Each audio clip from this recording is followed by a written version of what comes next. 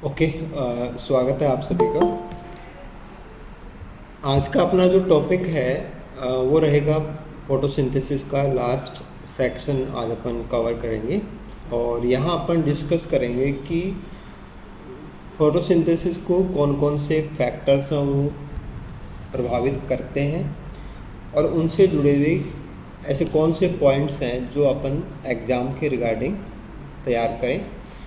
तो देखिए, अगर हम बात करते हैं कि फैक्टर्स को देखें तो फैक्टर्स दो प्रकार के हो सकते हैं। एक पौधे के अपने खुद के फैक्टर हो सकते हैं यानी कि इंटरनल हो सकते हैं, और एक सराउंडिंग के हो सकते हैं यानी कि एक्सटर्नल फैक्टर्स हैं वो हो सकते हैं।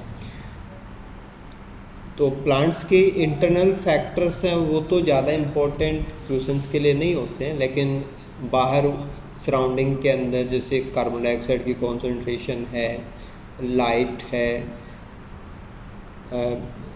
टेम्परेचर है, वाटर है, ये कंडीशन फोटोसिंथेसिस को कैसे प्रभावित करते हैं, इनसे मोस्टली जो कोई क्वेश्चन फैक्टर्स का बनता है वो ऑलमोस्ट यही से बनता है। तो हम इन सारी चीज़ों को समझेंगे।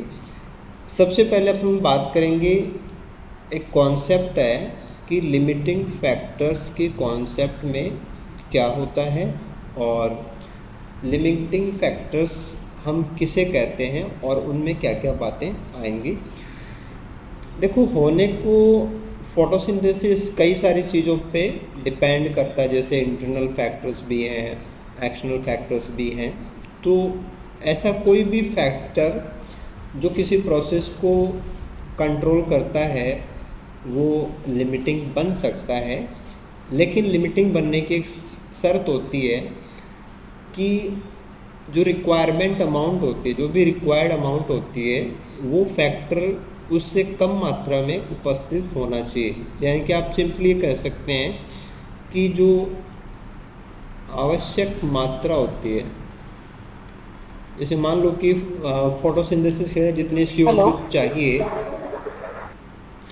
तो देखिए अपन बात कर रहे थे कि लिमिटिंग फैक्टर, हम किसी भी फैक्टर को तब बोलते हैं जब उस फैक्टर की जो मात्रा है और जो उपलब्ध मात्रा है वो आवश्यक मात्रा से कम होनी चाहिए। जैसे पानी जितना रिक्वायर्ड है अगर उससे कम है तो वो लिमिटिंग फैक्टर बनेगा। लाइट जितनी रिक्वायर्ड है उससे कम मात्रा में अगर वो उपलब्ध है तो वो लिमिटिंग फैक्टर बनेगा।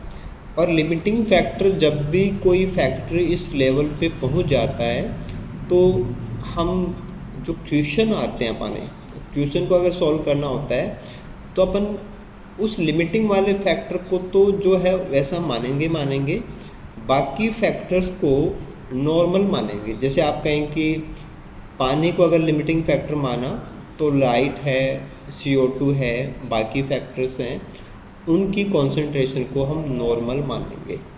यानी कि कोई भी क्वेश्चन हो और किसी भी प्रकार से पूछा जाए तो जिस फैक्टर को पूछा गया है उसके अलावा बाकी सारे फैक्टर्स हैं वो हम अपनी मर्जी से सामान्य कॉन्सेंट्रेशन पे लेंगे। राइट। देखो, लिमिटिंग फैक्टर को लेकर के जो कॉन्सेप्ट दी हुई है, एक तो ब्लैकमैन का कॉन्सेप्ट है,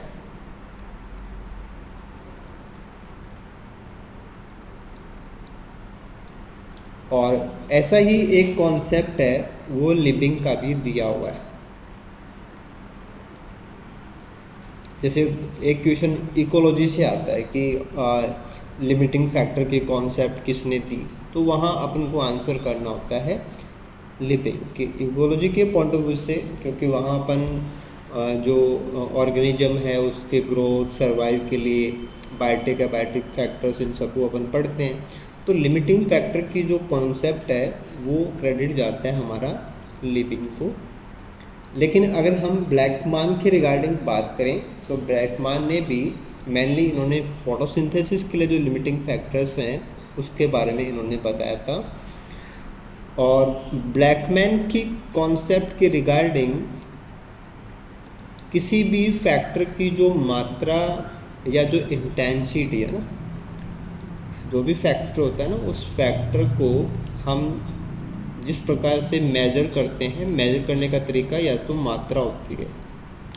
जैसे मान लो कि CO2 है तो उसकी मात्रा होगी, और जैसे लाइट है तो उसकी इंटेंसिटी होगी, यानी कि उसकी तीव्रता होगी।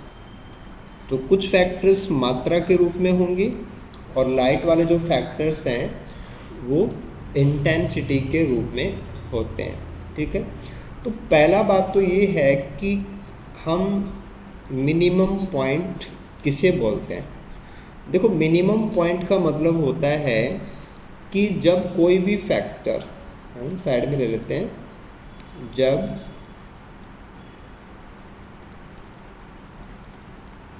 कोई भी फैक्टर और उस फैक्टर की जो मात्रा ना, अमाउंट या इंटेंसिटी, तो मेनली हमारे इक्वेशन या तो लाइट को लेके आते हैं या CO2 को लेके आते हैं। तो CO2 लेंगे तब तो मात्रा हो जाएगी, और लाइट लेंगे तो इंटेंसिटी हो जाएगी। तो हमारे फैक्टर की वो मात्रा जिस पे फोटोसिंथेसिस शुरू होता है, फोटोसिंथेसिस शुरू होता है, उसको अपन बोलते हैं मिनिमम पॉइंट। यानी कि जैसे आपने कहा कि लाइट 0, अब 0 लाइट से अपन लाइट को बढ़ाएंगे तो इंटेंसिटी बढ़ेगी। तो जिस लाइट के ऊपर प्रकाश संश्लेषण चालू हो जाएगा वो मिनिमम पॉइंट है। ऐसे जैसे मान लो कि CO2 है, आप CO2 0 कर दिया आपने, कॉन्सेंट्रेशन है ही नहीं तो फोटोसिंथेसिस नहीं होगा। लेकिन अपन कॉन्सेंट्रेशन बढ़ाएंगे तो फोटोसिंथेसिस चालू होगा। तो फोटोसिंथेसिस जिस मात्रा के ऊपर चालू होता है उसको बोलते हैं अपन मिनिमम। इसके बाद में मैटर आता है कि अपन ऑप्टिमम किसे बोलेंगे। तो ऑप्टिमम का मतलब भी यही आएगा कि जब हमारा फैक्टर है ना, उसकी मात्रा या इंटेंसिटी जिस समय पे फोटोसिंथेसिस मैक्सिमम होता है।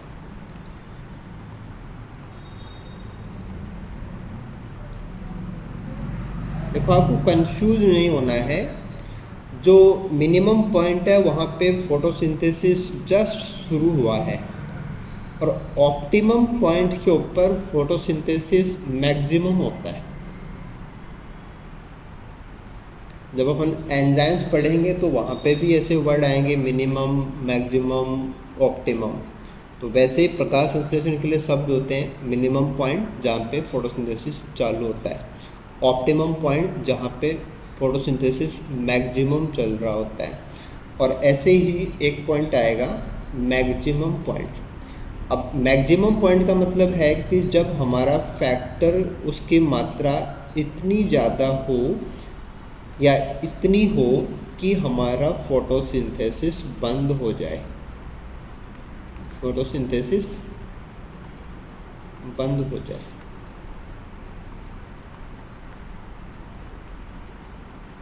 तीन प्रकार से हमें ये पॉइंट ध्यान में रखने होते हैं। देखो, फैक्टर की मात्रा है minimum point, optimum point, maximum point, but photosynthesis के रिगार्डिंग क्या होगा, मिनिमम पे चालू होगा, ऑप्टिमम पे हाईएस्ट होगा, और मैक्सिमम पे 0 होगा। फोटोसिंथेसिस बंद हो जाए इसका मतलब क्या है, फोटोसिंथेसिस की रेट क्या है, 0 है। ऑप्टिमम का मतलब मैक्सिमम है। तो इधर तो आएगा मैक्सिमम पॉइंट, है ना, फैक्टर मैक्सिमम पॉइंट पे होगा तो फोटोसिंथेसिस 0 होगा। जो आपको डाउट हो सकता है वो इसी चीज़ का हो सकता है कि जब हमारा फैक्टर मैक्सिमम पॉइंट पे होता है तो फोटोसिंथेसिस 0 पॉइंट पे होता है। देखो, फैक्टर्स की जो मात्रा है कि लिमिटिंग फैक्टर अपन ने एक्स एक्सिस पे ले रखे हैं, वाई एक्सिस के ऊपर फोटोसिंथेसिस या फोटोसिंथेसिस की रेट आप लिख दीजिए। लिमिटिंग फैक्टर की कॉन्सेंट्रेशन है ना, अमाउंट या इंटेंसिटी है ना। तो जब मिनिमम होती है तो फोटोसिंथेसिस जस्ट शुरू हुआ है, स्टार्ट हुआ फोटोसिंथेसिस। और जब ऑप्टिमम पे होते हैं फोटोसिंथेसिस मैक्सिमम चल रहा है, और जब हमारा फैक्टर मैक्सिमम पे होता है उस समय पे फोटोसिंथेसिस वापस 0 पे आ जाता है। तो लिमिटिंग फैक्टर की कॉन्सेंट्रेशन है ना, उसकी मात्रा या इंटेंसिटी फोटोसिंथेसिस को किस प्रकार से प्रभावित करती है। तो एक हाइपरबोलिक कर्व आएगा, जो कर्व है ये हाइपरबोलिक होता है। तो एक हाइपरबोलिक कर्व तैयार होगा, इसमें 3 पॉइंट आएंगे, एक मिनिमम, ऑप्टिमम और मैक्सिमम। तीनों पॉइंट्स को मिलाकर के बोलते हैं कार्डिनल पॉइंट्स। तो लिमिटिंग फैक्टर्स के लिए जो हमारा ग्राफ तैयार होगा फोटोसिंथेसिस के साथ में, उस पे कार्डिनल पॉइंट्स दर्शाए हुए होते हैं, यानी कि जो तीनों पॉइंट्स हैं वो कार्डिनल पॉइंट्स हैं जो यहाँ पे दर्शाए जाते हैं। ओके, इसके बाद में हम आगे बढ़ेंगे और अब हम कुछ फर्दर और पॉइंट्स को ऐड करते हैं। और पहला अपना जो पॉइंट अपन लेंगे वो है CO2 कंपनसेशन पॉइंट। फोटोसिंथेसिस के रिलेशन में CO2 कंपनसेशन पॉइंट क्या होता है, इसको अपन कैसे समझें। देखो, ये है कि जैसे हमारे पास मान लो कि CO2 की कॉन्सेंट्रेशन है 0, कि CO2 हमने नहीं लिया, तो आंसर क्या आएगा, फोटोसिंथेसिस बंद है। कि जब CO2 है ही नहीं तो फोटोसिंथेसिस भी नहीं होगा। लेकिन अगर हम CO2 की कॉन्सेंट्रेशन को 0 से इंक्रीज करें तो फोटोसिंथेसिस भी क्या होगा, पहले तो स्टार्ट होगा और फिर फोटोसिंथेसिस की जो रेट है वो इंक्रीज हो गई। राइट, ये तो सिंपल सी बात है कि जब CO2 है ही नहीं फोटोसिंथेसिस बंद है, आपने CO2 बढ़ाई फोटोसिंथेसिस चालू हो जाएगा, थोड़ा बहुत फोटोसिंथेसिस होगा। अब यहाँ पे आपको ये समझना है कि अभी एक तो हो गया फोटोसिंथेसिस स्टार्ट, कि फोटोसिंथेसिस हो रहा है, तो इसका मतलब है कार्बन जमा हो रहा है ना। ये डार्क रिएक्शन है तो उसमें CO2 एक्यूमुलेट हो रही है। लेकिन फोटोसिंथेसिस के अलावा दूसरी प्रोसेस है, वो है रेस्पायरेशन। रेस्पायरेशन तो कंटिन्यू था, रेस्पायरेशन कभी भी बंद नहीं होता है ना। प्लांट हो एनिमल हो, रेस्पिरेशन सबका चालू ही रहता है, जो भी लिविंग है सबका रेस्पिरेशन चालू रहता है। रेस्पिरेशन के अंदर कार्बन की हानि होती है, यानी कि CO2 का लॉस होता है। तो जब आपने CO2 नहीं दी है ना, जिस समय पे अपन ये कहें कि CO2 एब्सेंट, तो रेस्पिरेशन चालू था, कार्बन का लॉस हो रहा था। लेकिन जैसे हमने CO2 ऐड की, फोटोसिंथेसिस चालू हुआ, कार्बन जुड़ना चालू हुआ, तो ऐसा पॉइंट या CO2 की वो कॉन्सेंट्रेशन, कंपनसेशन कब बोलेंगे, CO2 की वह कॉन्सेंट्रेशन जब फोटोसिंथेसिस में ऐड होने वाले CO2 की मात्रा रेस्पायरेशन में लॉस्ट होने वाले CO2 की मात्रा के बराबर होती है। यानी कि CO2 कंपनसेशन पॉइंट CO2 की एक कॉन्सेंट्रेशन होती है, जिस कॉन्सेंट्रेशन के ऊपर CO2 का जुड़ना और CO2 का निकलना दोनों बराबर हो जाते हैं। यानी कि पौधा नेट CO2 ऐड और लॉस जो कर रहा है वो कितना होता है, 0। क्योंकि जैसे आपने ऑस्मोटिक पोटेंशियल पढ़ा, वाटर पोटेंशियल पढ़ा, 0, 1, माइनस, ऐसी बातों के क्वेश्चन आते हैं। वैसे कंपनसेशन पॉइंट है तो कंपनसेशन पॉइंट के ऊपर जो कार्बन का जमा होना और लॉस होना दोनों बराबर होते हैं, तो पौधे को कार्बन के रिलेशन के अंदर ना तो कोई हानि होती है ना कोई गेन होता है। तो नेट जो बैलेंस है दैट इज 0। तो जितना कार्बन जुड़ रहा होता है उतना ही कार्बन रेस्पायरेशन में जा भी रहा होता है। तो CO2 कंपनसेशन पॉइंट। अब देखो लास्ट क्लास में अपन ने डिस्कस किया था कि CO2 कंपनसेशन पॉइंट को अगर हम एक क्वेश्चन के रूप में देखें कि विच प्लांट्स हैज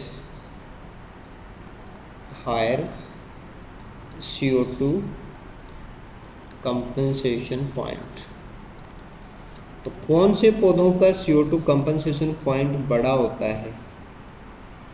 तो जैसे आपके पास पहला ऑप्शन है C3, दूसरा ऑप्शन है C4। तो आंसर क्या होना चाहिए, देखो इसको आपको ऐसे तैयार करना होता है कि जो C4 पौधे होते हैं उनमें कार्बन पंपिंग मैकेनिज्म होती है। सर C3 में कार्बन पंपिंग प्रोसेस का मतलब होता है कि ये पौधे मेसोफिल से CO2 को उठा के बंडल शीथ सेल में भेजते हैं, है ना, और इसके लिए वो पैप को काम में लेते हैं।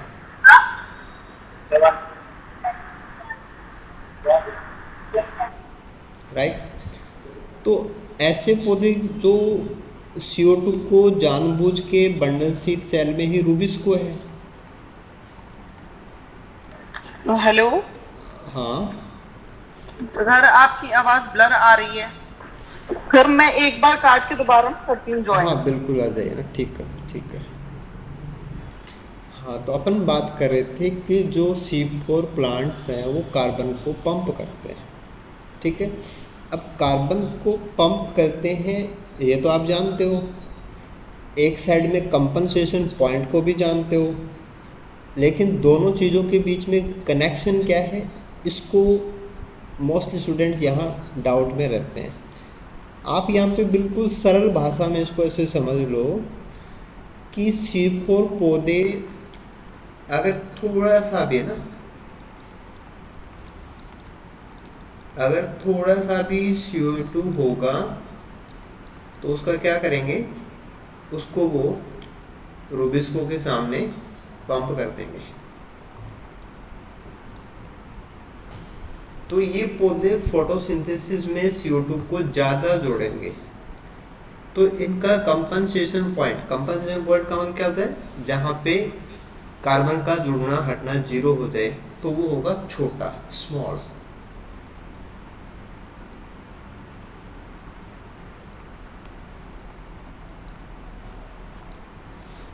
और फिर C3 पौधे हैं, इनमें ऐसा कुछ होता नहीं है, तो इनका कंपनसेशन पॉइंट कितना होता है, हाई होता है।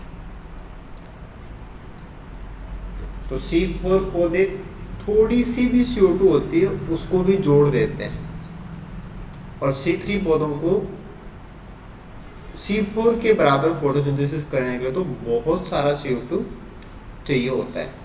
तो कंपनसेशन पॉइंट का मतलब रेस्पिरेशन एक कांस्टेंट चीज़ है। आप ऐसे मानो कि रेस्पिरेशन में नुकसान हो रहा है, वो लगातार होता है।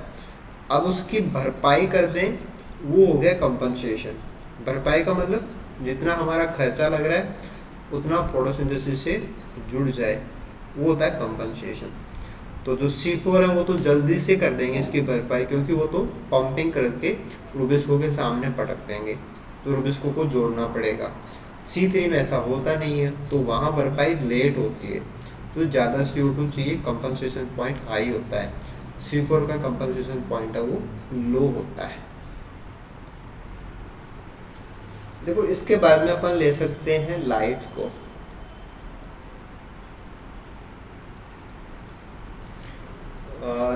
लाइट को लेके दो तीन बातें आपको समझनी है। एक तो आता है कि ऐसे पौधे जो सनलाइट को पसंद करते हैं, और वो भी कैसी ब्राइट, मतलब तेज चमकदार रोशनी को पसंद करते हैं, ब्राइट सनलाइट को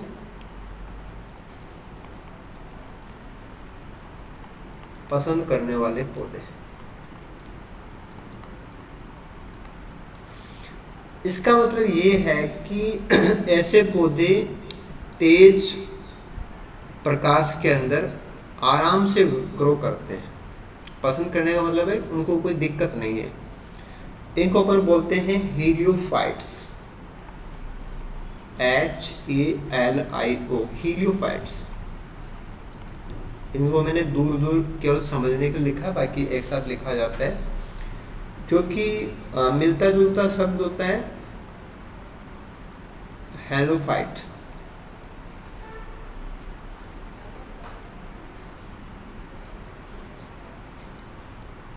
वो साल्ट लविंग प्लांट है, लवण पसंद है ना, लवणोद्भिद है।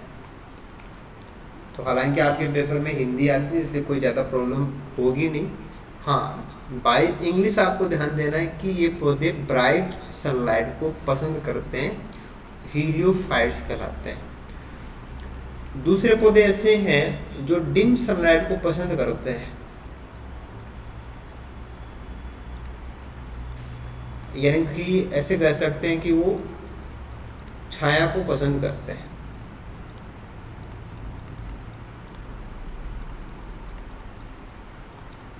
उनका नाम क्या होता है? स्क्यूफाइट्स।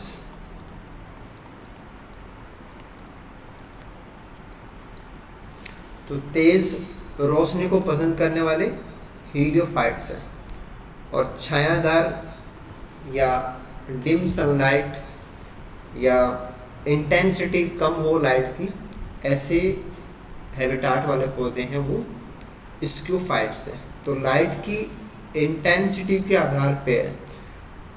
हीलियो का मतलब हाई इंटेंसिटी वाले पौधे हैं, और स्क्यू का मतलब है कि लो इंटेंसिटी को पसंद करने वाले प्लांट्स हैं। और जैसे कि हमारा राज्य वृक्ष है प्रोसोपिस सिनेरेरिया, है ना, खेजड़ी है ये। तो इंटेंसिटी के अकॉर्डिंग ये कौन सी कैटेगरी में जाएगा? ये हीलियोफाइट की कैटेगरी में जाएगा। ओपन सनलाइट, आप देखना कि जो डेजर्ट के पौधे हैं, जहाँ पे खूब सारे प्लांट नहीं हैं, इक्के दुक्के पौधे हैं, उनको तेज धूप में खड़ा रहना होता है, वो सब हीलियोफाइट्स हैं। हाँ, डेंस फॉरेस्ट के अंदर जो ग्राउंड है वहाँ जो पौधे हैं वो स्क्यूफाइट्स हो सकते हैं। हमारी सर्दी की जो फसलें हैं उनके पौधे हैं वो स्क्यूफाइट हो सकते हैं। तो आपको थोड़ा सा जज करना पड़ेगा कि अगर कोई एग्जाम्पल दिया हुआ है तो वो किस प्रकार का है। मोस्टली जो हर्बिशियस प्लांट्स हैं वो स्क्यूफाइट्स हैं, हमारे जो वेजिटेबल्स के प्लांट्स हैं स्क्यूफाइट्स हैं, ओपन सनलाइट को पसंद नहीं करते। लेकिन अगर कोई C4 है ना, जैसे कि मान लो कि मक्का आ गया या बाजरा आ गया, ज्वार आ गया, तो वो C4 का एग्जाम्पल है।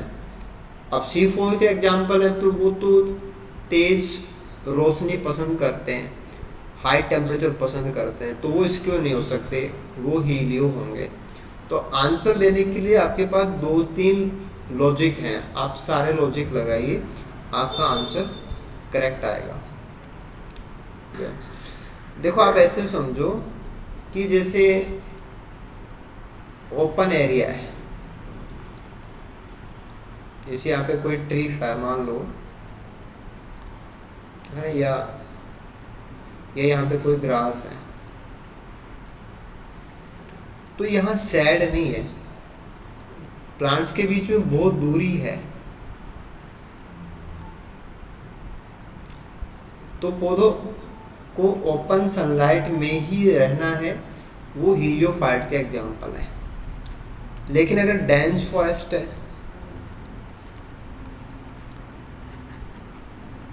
जहाँ पे कैनोपी एक दूसरे को टच कर देती है, तो यहाँ जो छोटे पौधे खड़े हैं वो स्क्योफाइट्स हैं।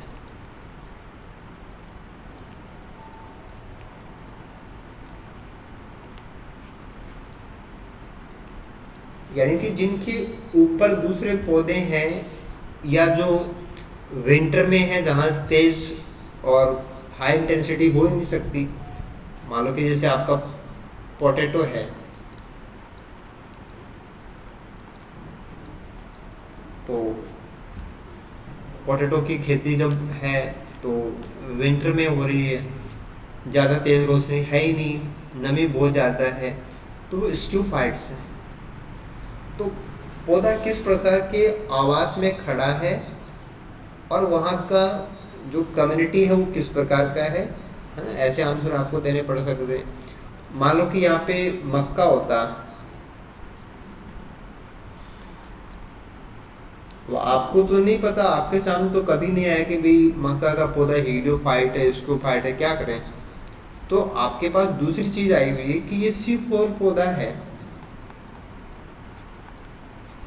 अब C4 पौधों का कैरेक्टर क्या होता है कि वो तेज रोशनी को पसंद करते हैं, उनको खूब सारा फोटोसिंथेसिस करना होता है, ब्राइट सनलाइट के अंदर आराम से फोटोसिंथेसिस करते हैं, तेज रोशनी चाहिए, ज़्यादा टेम्परेचर चाहिए, ज़्यादा पानी चाहिए, फास्ट ग्रोइंग है। तो लॉजिक है अपने पास कि कोई चीज़ अगर नहीं भी सामने आई हुई है तो अपन उसके बारे में, उसकी सराउंडिंग को थोड़ा सा चेक करें, अपने आंसर वो सही होंगे। हाँ देखो, एक और अपन एक लॉजिकल बात समझते हैं कि फोटोसिंथेसिस के लिए पानी भी ज़रूरी है, कार्बन डाइऑक्साइड भी ज़रूरी है, लाइट भी ज़रूरी है, राइट। तीनों चीज़ें इम्पोर्टेंट है ना, ऐसा नहीं कि एक भी इम्पोर्टेंट नहीं है, तीनों ही इम्पोर्टेंट है। बट जैसे अपन को बताना हो कि मोस्ट इम्पोर्टेंट, या अपन को मोस्ट इम्पोर्टेंट से लीस्ट इम्पोर्टेंट,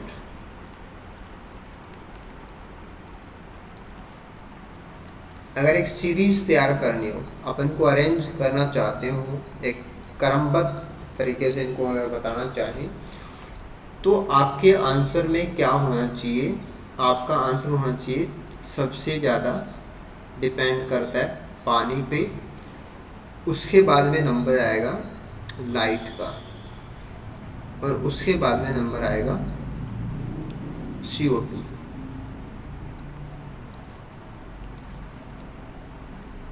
पानी, लाइट और CO2। वैसे भी आप समझ सकते हैं कि पानी को इतना ज़्यादा इम्पोर्टेंस जो मिला है वो है गार्ड सेल की वजह से, कि अगर पानी की कमी होगी तो गार्ड सेल पिचक जाएंगी, फ्लैसिड हो जाएंगी, स्टोमेटा बंद हो जाएगा, लाइट और CO2 होने के बाद में भी हम फोटोसिंथेसिस नहीं कर सकते। अगर पानी हमारे पास पर्याप्त मात्रा में है तो लाइट और CO2 में से जो इम्पोर्टेंट है वो लाइट होगा, क्योंकि लाइट होने पे ही हम CO2 को यूज कर सकते हैं, क्योंकि CO2 का कनेक्शन है डायरेक्ट रिएक्शन से, जो कि बाद में होती है। पहले हमें करना पड़ता है लाइट रिएक्शन नंबर 1 और नंबर 2 के ऊपर डार्क रिएक्शन। तो अगर कोई ऐसा लॉजिकल क्वेश्चन हो तो वहाँ पे भी अपन ध्यान देंगे। सबसे इम्पोर्टेंट वाटर, उसके बाद में लाइट। और वायुमंडल के अंदर जो CO2 की कॉन्सेंट्रेशन है वो सबके लिए ओपन होती है। CO2 कम मिलेगी ज़्यादा मिलेगी ऐसा नहीं होता है, लाइट कम ज़्यादा मिलेगी ऐसा हो सकता है, पानी कम ज़्यादा मिलेगा ऐसा हो सकता है। नेक्स्ट और पॉइंट अपन ऐसे ही थ्योरेटिकल है ना, अपना जो माइंड फ्रेम है वो थोड़ा और अच्छा रहे उसके लिए और बातें करते हैं। और जैसे कि अपन फोटोसिंथेसिस 0 से स्टार्ट करें कि हमारा फोटोसिंथेसिस बंद पड़ा है, वहाँ से अगर हम चलें तो बाय कॉन्सेप्ट या बाय प्रोसेस अपन को क्या क्या पॉइंट मिलने हैं वो अपन ध्यान दें। देखो सबसे पहला जो पॉइंट अपन को मिलेगा वो मिलेगा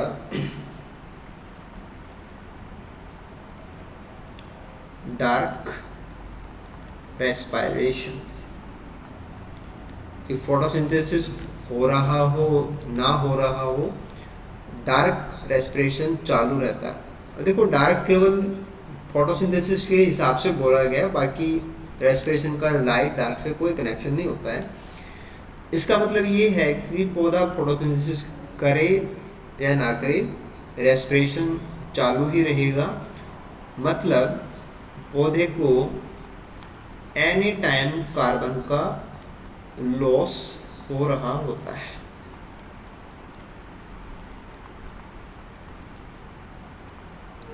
माना जैसे अपन रेस्पिरेशन कर रहे हैं तो अपनी एनर्जी काम में आ रही है, हम खाना खाएं या ना खाएं।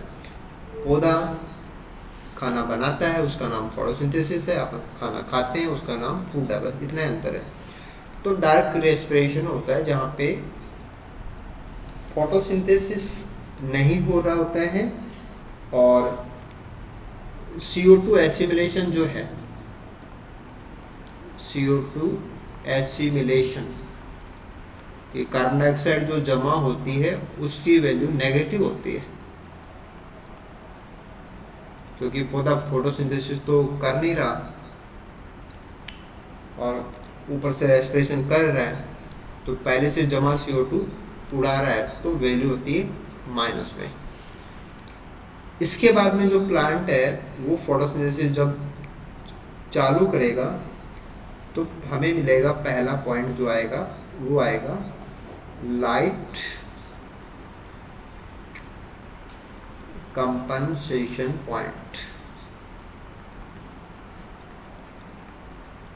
यानी कि अब इतना सा फोटोसिंथेसिस हो रहा है कि कम से कम रेस्पिरेशन का जो खर्चा लग रहा था उतना कार्बन वो जोड़ पा रहा है। तो लाइट कंपनसेशन पॉइंट का मतलब हो गया CO2 loss in respiration is equal to CO2 gain in photosynthesis. यानी कि लाइट कंपनसेशन पॉइंट के ऊपर थोड़ा सा फोटोसिंथेसिस हो रहा है और वो फोटोसिंथेसिस इतना है कि उसमें उतना कार्बन जमा हो रहा है जितना कार्बन पौधा रेस्पिरेशन में उड़ा रहा है। तो net value will be 0। Value क्या होगी? CO2 एसिमिलेशन की जो मात्रा होगी वो 0 वैल्यू होगी। अब एटलीस्ट पौधे को नुकसान नहीं है लेकिन फ़ायदा भी नहीं है, क्योंकि अभी कोई पॉजिटिव वैल्यू क्रिएट नहीं हुई है। इसके बाद में अगर आप लाइट की इंटेंसिटी को बढ़ा देते हैं, लाइट और तेज कर देते हैं, लाइट इंटेंसिटी अगर हम और भी बढ़ा देते हैं तो फोटोसिंथेसिस की रेट बढ़ेगी।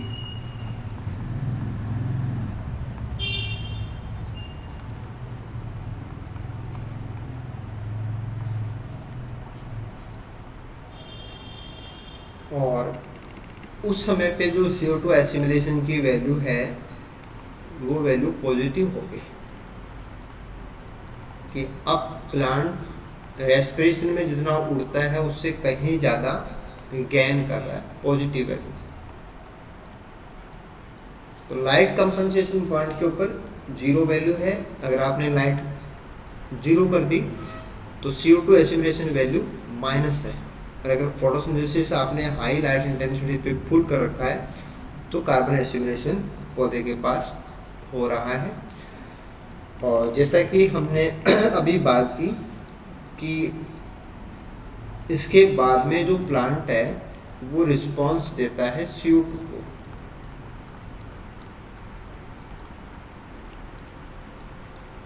यानी कि पहले प्लांट लाइट को रिस्पॉन्स देता है और उसके बाद में प्लांट है वो CO2 को रिस्पॉन्स देगा। और अगर हम CO2 की कॉन्सेंट्रेशन बढ़ाएं, ऐसा हो गया कि जैसे अपन ने कह दिया कि हमने लाइट को फुल कर दिया, तो आंसर है फोटोसिंथेसिस ऑप्टिमम चल रहा है। ठीक है। अब इसके बाद में अगर हम और CO2 इंक्रीज कर दें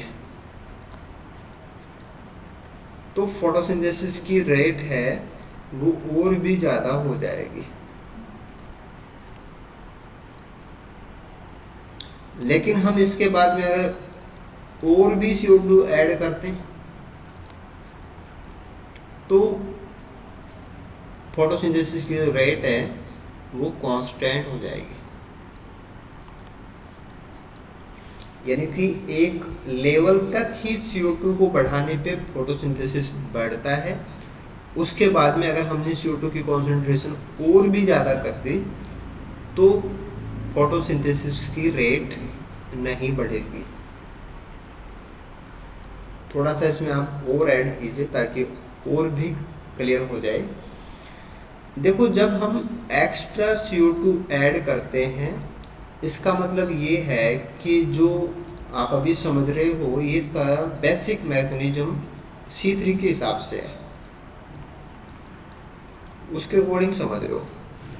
तो जो C3 प्लांट्स हैं वो वाटर रेस्पिरेशन वगैरह भी करते हैं, कंपनसेशन पॉइंट उनका हायर होता है, तो उनको एक्स्ट्रा CO2 देने पे रूबिस को ज़्यादा CO2 जोड़ेगा, ऐसा है।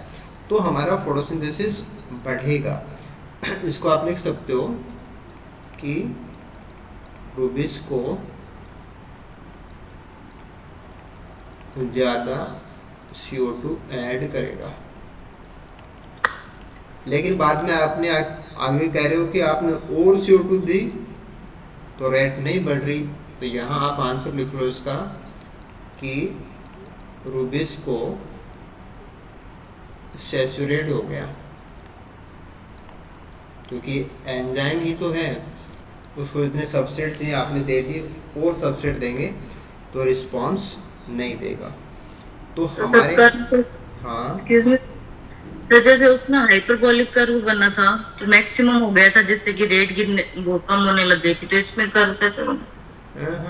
ऐसा नहीं है। वो हाइपरबोलिक जो आपने बनाया वो लिमिटिंग फैक्टर के लिए है ना। अभी इसका हम ग्राफ बना के, ग्राफ मैंने पहले इसलिए नहीं बनाया क्योंकि ग्राफ ज़्यादा टिपिकल लगता है स्टूडेंट्स को, इसलिए मैंने इसको थ्योरेटिकल समझाया। कांस्टेंट वाला ग्राफ बनेगा। अब मैं इसको ग्राफ में समझाता हूँ, सारी बात को अपन ग्राफ से और समझते हैं ताकि आपको क्लियर हो जाए ना।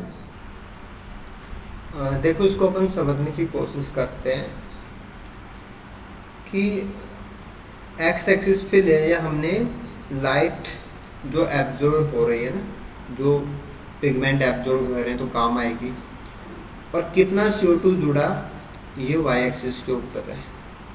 ठीक है। ग्राफ में हमें क्या क्या मिल रहा है,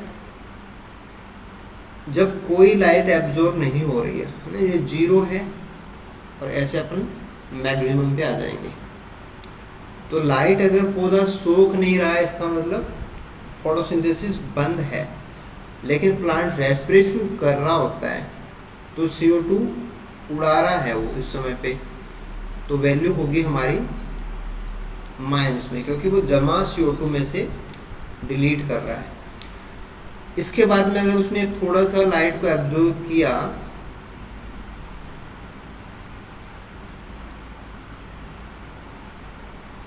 तो हम यहाँ पे देख सकते हैं कि हमारा जो ग्राफ है ये इंक्रीज हो रहा है, येलो लाइन।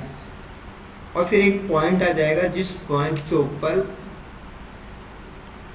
फोटोसिंथेसिस और रेस्पिरेशन दोनों बराबर हो जाएंगे, वो होगा हमारा लाइट कंपनसेशन पॉइंट और CO2 एसिमुलेशन 0। इसके बाद में अगर हमने और लाइट दी उसको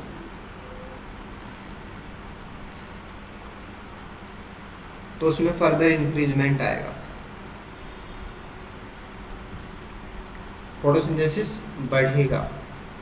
इसके बाद में जो ग्राफ है वो CO2 को रिस्पॉन्स देने लगेगा। फिर आपने और CO2 ऐड की तो ग्राफ और बढ़ेगा, लेकिन और ज़्यादा ऐड करने पे नहीं बढ़ेगा, कांस्टेंट हो जाएगा यानी कि रूबिस्को सैचुरेट हो गए।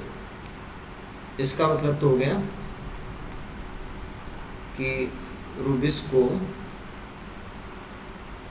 सैचुरेट हो गए। और जब आपने CO2 ऐड की है इसका मतलब ये है कि आप मोर CO2 प्रोवाइड करा रहे हो रूबिस्को को।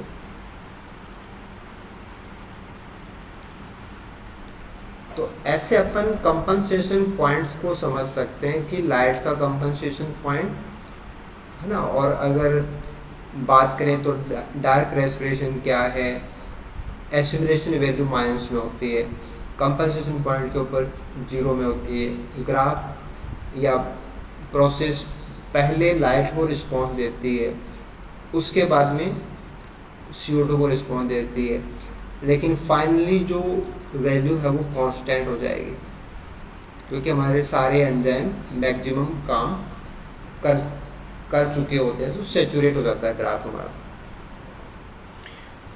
देखो ऐसे समझ लेते हैं कि जो वारबर्ग इफेक्ट है इसका मतलब होता है कि अगर हमने ऑक्सीजन की कॉन्सेंट्रेशन को नॉर्मल कॉन्सेंट्रेशन से ज़्यादा कर दिया तो फोटोसिंथेसिस की रेट गिर जाएगी। इसका कारण है रूबिस्को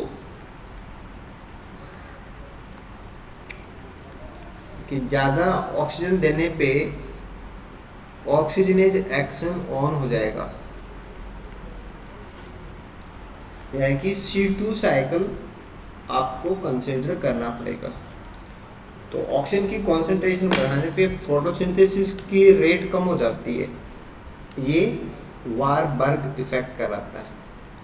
तो ऑक्सीजन की हायर कॉन्सेंट्रेशन रूबिस्को के ऑक्सीजनेज के काम आ जाती है, तो फिर वो कार्बन का लॉस चालू हो जाता है, तो नेट फोटोसिंथेसिस की जो रेट है वो कम हो जाती है। एक छोटा सा प्रैक्टिस और करते हैं, जैसे हाईलाइट प्रेजेंट हो, यानी कि तेज रोशनी हो। हाईलाइट को आप हाई टेम्परेचर से भी जोड़ सकते हो, एक ही बात रहेगी, हाई टेम्परेचर।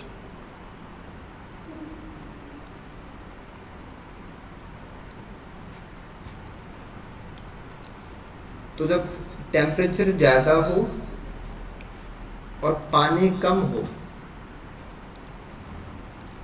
ऐसी कंडीशन के अंदर जो पौधे सपोर्ट होंगे वो होंगे C4।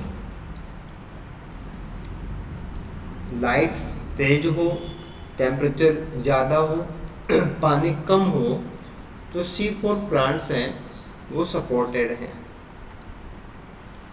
और C3 प्लांट्स हैं वो डिससपोर्टेड है, तो उनको नुकसान होगा, C4 को फायदा होगा। लेकिन अगर कॉम्बिनेशन ऐसा हो कि हाई लाइट और मोर वाटर, तो प्रॉफिट C3 को है। C3 benefited. अब ये है कि मे भी आप कंफ्यूज हो रहे होंगे, लेकिन इसका आंसर क्या है? आंसर ये कि C3 प्लांट्स के पास ज़्यादा स्टोमेटा है,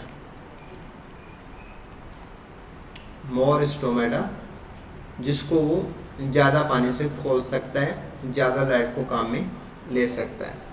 C4 प्लांट्स के पास स्टोमेटा कम है, कैम के पास स्टोमेटा और भी कम है। तो अलग अलग कंडीशंस हैं। कम पानी ज़्यादा लाइट C4 को फ़ायदा है, कैम को फ़ायदा है, लेकिन खूब सारा पानी और खूब सारी लाइट तो C3 को फ़ायदा है। और C4 से ज़्यादा फ़ायदा है क्योंकि उसके पास C4 से ज़्यादा स्टोमेटा है, ज़्यादा CO2 को ले सकता है। तो डेफिनेटली आप क्वेश्चंस को कर पाएंगे क्योंकि खूब सारा कंटेंट इसमें हमारा कवर हो गया है। थोड़ी सी और कोशिश करेंगे अपन, जो आपका टेस्ट पेपर होगा उसमें भी कुछ अच्छे क्वेश्चन बना के या कुछ और पॉइंट्स जो आपको इसमें में भी कहीं मिल जाएं, उनकी कोशिश करेंगे कि वो भी आपको क्वेश्चन पेपर में मिले, जैसे कि हमने लास्ट पेपर में भी इस चीज़ को फॉलो किया था। तो आई होप कि जैसे आप एक टॉपिक को कवर कर लोगे तो फिर हमारे एग्ज़ाम के रिगार्डिंग में भी इसमें कुछ ऐसा होगा नहीं जो आपको नहीं आ रहा होगा। काफ़ी अच्छा लेवल आपका इम्प्रूवमेंट हो जाएगा। तो मे बी हेल्पफुल रहेगा, आप बस कंटिन्यू